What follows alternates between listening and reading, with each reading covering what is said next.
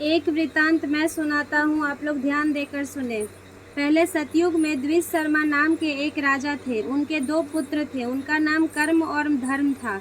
कुछ समय बीतने के बाद द्विज शर्मा स्वर्ग को प्राप्त किए और कर्म धर्म दोनों भाई घर का कार्य देखने लगे। धर्म की स्त्री सुंदर स्वभाव वाली तथा पतिव्रत धर्म की भली भांति पालन करने वाली थी और कर्म की स्त्री कर्कशा तथा नित्य प्रति झगड़ा करने वाली थी। धर्म की स्त्री प्रत्येक वर्ष कर्मा एकादशी व्रत को करती थी और झूर देव का पूजन करने के बाद ऋतु फल उस रोज खाती थी। दूसरे दिन प्रातःकाल नित्य क्रम से निर्मित होकर दही और भात कर्मी के साग के साथ पारण करती थी। इस व्रत के प्रभाव से सभी प्रकार के विघ्न नष्ट हो जाते हैं और मृत्यु लोक में सुख को भोग कर अंत में स्वर्ग की प्राप्ति होती है।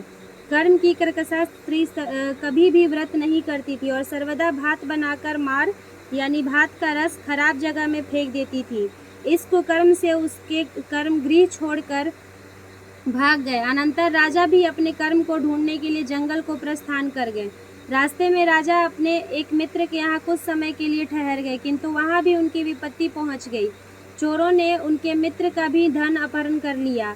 राजा वहाँ से भी जंगल के लिए प्रस्थान कर गए। वन में राजा ने आम्र का वृक्ष फल फूल से संपन्न देखा तथा उस वृक्ष पर एक भी पंछी नहीं था। उसके फलों में करोड़ों कीड़े पड़ गए थे। राजा वहाँ से भी आगे के लिए प्रस्थान किए।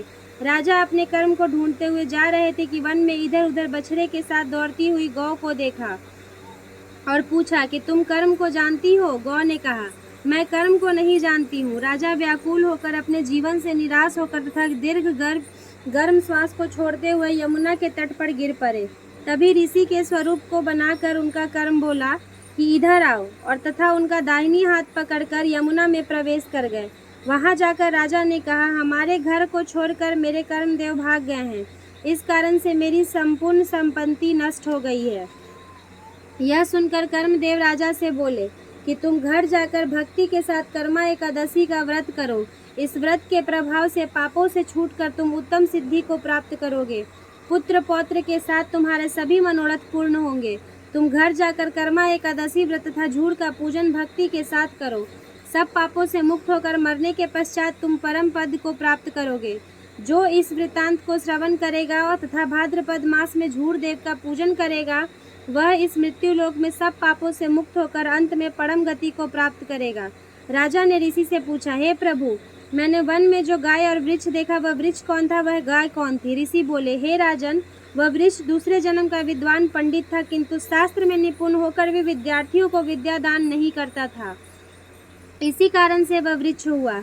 जो गौ और बछड़ा तूने देखा, वह पृथ्वी है। उसने पहले किसानों को के बीज को चुराया था। इसी कारण से उसका बछड़ा उसका दूध नहीं पीता था। यह कहकर कर्मदेव अंतर्ध्यान हो गए। राजा ने भी घर आकर कर्मा एकादशी का व्रत करना प्रारंभ किया। कर्म मृत्यु लोक में सुख भोग कर अंत में परम गति को प्राप्त किए। इसीलिए आप लोग भी कर्म शर्मा के समान झूर का पूजन करें और कर्म शर्मा के वृतांत का श्रवण करें। हे विप्र, यह सब व्रतों में उत्तम व्रत मैंने आपको सुनाया। इस व्रत को करने से मनुष्य सब पापों से छूट जाते हैं।